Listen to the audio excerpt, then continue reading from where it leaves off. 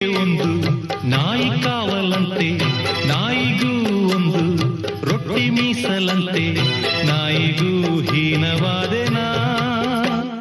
ಮಾಳಿಗೆಗೆ ಒಂದು ಬೆಕ್ಕು ಕಾವಲಂತೆ, ಬೆಕ್ಕಿಗೂ ನಿತ್ಯ ಹಾಲು ತುಪ್ಪವಂತೆ, ಬೆಕ್ಕಿಗಿಂತ ಕೆಟ್ಟ ಶಕುನನಾ.